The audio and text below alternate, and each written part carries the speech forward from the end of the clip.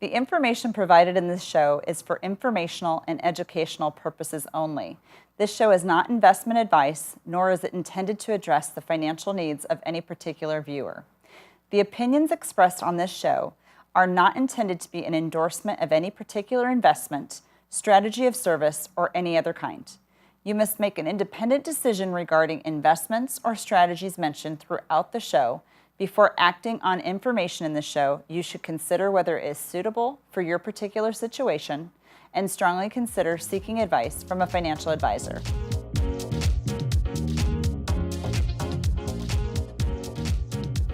Welcome to Ways to Love Your Money. I'm Elisabeth Dawson, and we're talking here about your relationship with money and what it does for you to be able to accomplish what you're trying to. So we have our favorite guest here today, Mr. Craig Sewing. He's the CEO and founder of Ignite Now Media. Craig started his career in mortgage and in real estate prior to launching a career in radio and then television.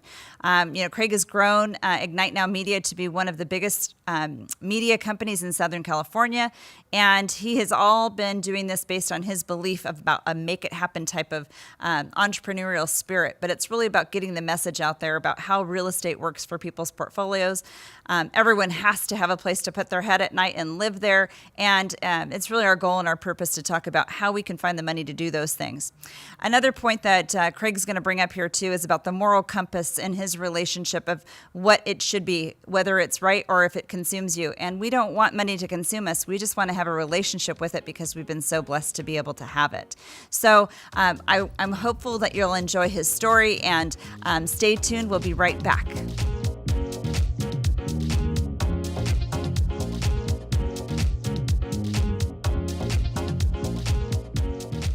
Welcome to Ways to Love Your Money. I'm Elisabeth Dawson, and we're so excited to have our next guest here, which is Mr. Craig Sewing, and I'm going to let him tell you a little bit about his business and what he does, and his influence that he has had on the real estate market in San Diego and now across the nation. So without further ado, thank you so much for sharing your time with us today, Craig. Thanks for having me here. Yes. It's fun to be the guest. Good. I've been hosting shows for a long time now, but you had to be on the receiving end. So, and with you, who is an elite leader in the financial space. So thanks for having me. What do we want to talk about? Well, great. Well, it's been great being on your show too. And, I loved meeting you in this past year, and it's been a wonderful roller coaster ride ever since. So I'd love to know a little bit about your background and what makes you have this passion and desire for the American Dream Show. So it started in St. Louis, Missouri. No, I don't have to go that far back. But, background, let's start from like the professional. Well, I guess we went right before that. I'm an entrepreneur. I'm a college dropout. So when we talk about things like loving your money, I had no real education on it. And that's why we need smart people like you to help people like me with this stuff. But started as an entrepreneur, actually back to when I used to mow lawns. I guess you could always say I had that in my DNA.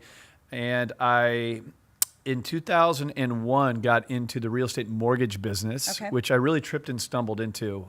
It wasn't intentional, but I did pretty well with it. And I actually got into radio in 2009. And for me, radio is a great thing to be able to leverage, to build content, to get a story out, to build relationships, which I still think it's a great medium for that. I think that we're in this world now where content is king. And now it's gone from radio to podcast to live streams and all the things you're doing with this show and where people can follow you. Right. So radio, between technology changing, radio and TV kind of became these dying mediums. Not only the technology, but there's a market crash around that time. So everything just changed. And we were going through all of that, but we really had a lot of fun with this show. It became a daily show. And then it was 2014 that it became this TV show called The American Dream. 2016, CEO of Ignite Media, which is a company that produces all kinds of content, including our national show, The American Dream. But it's all been along that entrepreneurial journey, putting one step in front of the other. Lots of failures, lots of picking ourselves up and dusting ourselves off. But I think if you stay committed to moving forward, all we have is time, right? And so, just some work ethic, some good ideas here and there, learning from those failures. Here we are with a national show called The American Dream. It does talk a lot about real estate, where my background is. But to me, real estate isn't just the tax advantages and the equity you grow and the financial stability, which I'm sure you speak to a lot on your show. It's also about a home. My parents still live in the house I was raised in. It's about community, and it's about lifestyle. you know, and so we've somehow built a show that's gone across the country that's kind of on that premise. Well, and I think sometimes too, when I'm talking to people, because money's so emotional. True. Such anxiety, such, travesty that's always attached to their philosophy about money. But when you talk about something about a home, it is an emotional tie, but at the same time, it's something tangible. Sure. You can look at all the financial statements in the world, right? You can look at what your investment account's doing, your 401k, your IRA, even if it's something else just in a bank account. And if it makes you feel more confident that you have, $100,000 sitting in the bank because that just makes you feel more confident, then so be it. Sure. But, that tangible piece that you can hold on to or touch or feel or see or take pictures of, when it comes to real estate, I think people are very emotionally tied to that.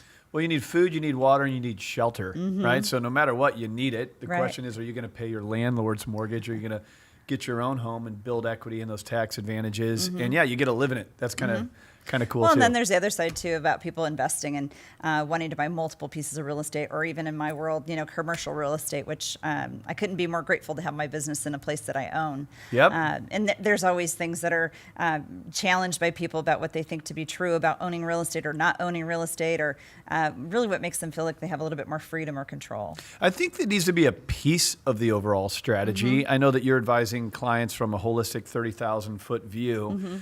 It's tough to think it would ever make sense to tell someone you should never buy a home, right? I mean, because you're missing out on all the great benefits that come along with homeownership, and you have to live somewhere, right? You have to live somewhere. It's either pay your own mortgage or pay your landlord's.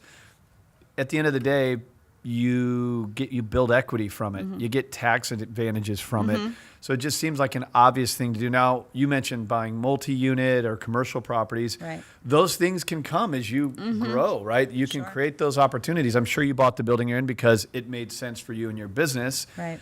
For someone who doesn't necessarily own a business, you might have enough equity in your home that you could reposition it and buy a multi-unit and snowball it. And that's where a lot of people have made their wealth, is just purely real estate. And I think that's what's key about this show too. We're not just talking about, the financial statements of the stock market. We're not talking about, how you just go down this road about real estate. We're talking about everything, like you just said, the 30,000 foot view. But when it comes to real estate, it's really the technique or the strategies and how to make that work. And I think how we've partnered with people is to show them how to find the money to be able to do those things. True. And that's so important.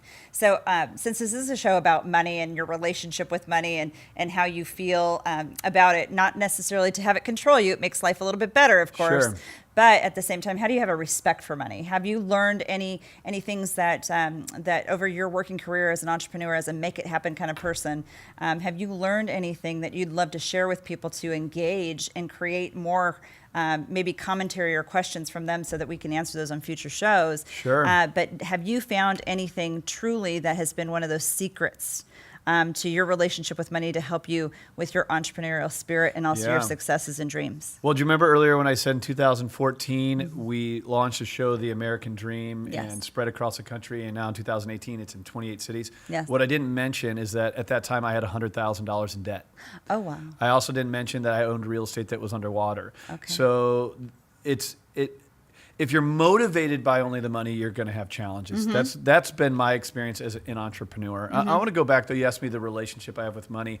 I mentioned my parents live in the house I was raised in. I came from a middle-class family. I wasn't overly blessed, but I'm very thankful where I came from. I mean, I didn't have a rich family, but I certainly never had to worry about my next meal. I was able to participate in sports. I think my parents did a really good job in that respect.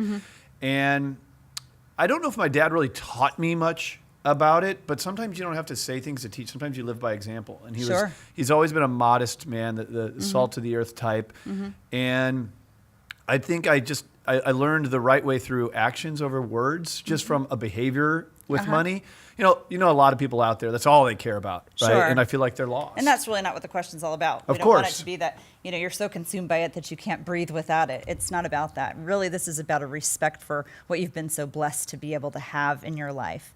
Coming back from sometimes what I call the ashes from the phoenix, the phoenix rising in a situation where you had so much debt that you were dealing with. I've talked to people that have been through bankruptcy and they've created their successes. They've gone down different paths, different roads, but they've overcome their biggest fears. Yep. If your homes were underwater, well, you couldn't sell them. You had to continue to pay for them. Sure. I've Yep. talked to several clients about that over the years, and even though we're in a wonderful market today, those are things that could again happen. So it's about preparing and learning from what you've learned in the past. Absolutely. And that's why the very first thing that I say as a reaction to a very thoughtful question isn't how successful and how much real estate I own now or how great our businesses are going. I could position it that way very easily, and they'd all be true statements. But I think the first thing I said was a matter of a few years ago, I had a tremendous amount of debt. And I hope that inspires anyone who's watching or listening to know that you might feel like you're in a financially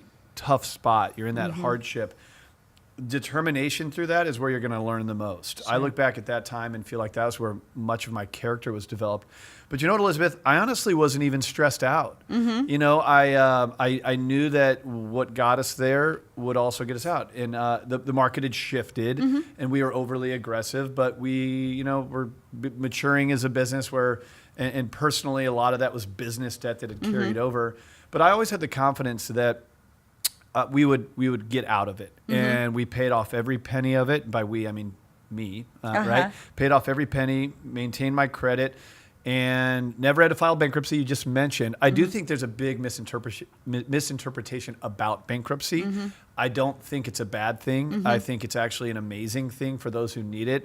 The law protects you. There's no debtor's jail in this country. If you need to eliminate debt, the government allows you to do that, and you can actually improve your credit in the process. So I've never had to file a bankruptcy, but I know what the paperwork looks like. And I feel like anyone who might be on the verge of that, how many people commit suicide because of money, right? How many have it's horrible, lose their relationships, their marriage, divorces because of money, because of debt? You can solve for that, right? And so for me, and back to your original question, my relationship with money, I've never been controlled by it. I like it. I like to be able to afford things and have some of this country's luxuries, right? Like owning real estate or whatever. But I never got down when it was not pretty, and I'm never overly hyped when it's going great, because things can change. And if you let that dictate the mood you're going to be in or how you're going to live your life, then I think your moral compass is off.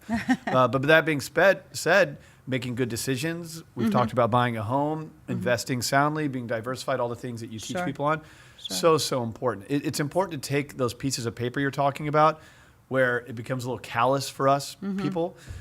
You bring meaning to it, and you help make decisions around it. And I think that's you're an important professional for people out there. Well, I appreciate that. Thank you so much. I mean, that's really why we have this passion to do this show and to educate and talk to people, and just know that we're all regular individuals, all working to the same goals of, creating a success, or at least a comfort of where we really want to be, and that freedom. So there's so many more questions. I'm going to have Craig back on the show again in the future, but we always have to be respectful and mindful of time when everyone's listening and watching. But I couldn't agree more. Thank you for all the advice that you gave, and it's really a call to action for each of you out there today. Listen, if you are in a situation where you have multiple ideas about your future, your goals, whether it's real estate, whether it's business, whether it's being an entrepreneur, but it's really about helping you find the money to be able to do the things that you want to do, but still have a respect for it, because we've been so blessed to be able to receive what we have. So without further ado, thank you so much, Craig, for being on the show. Thank you very much for having me on. It's been an honor. Thank you. Awesome. Thank you. Yes.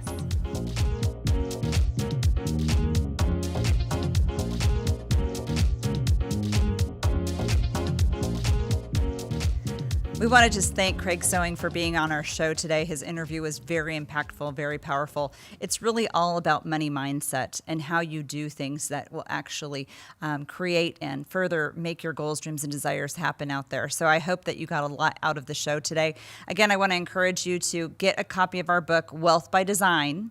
And that's really what has instigated the show, and the passion that we have to educate and teach, and also bring wonderful, thought-minded people in the community, as well as throughout the nation, on this show, so that you can actually have powerful conversation, powerful professionals to be able to help you do and create the future that you want by your wealth by design.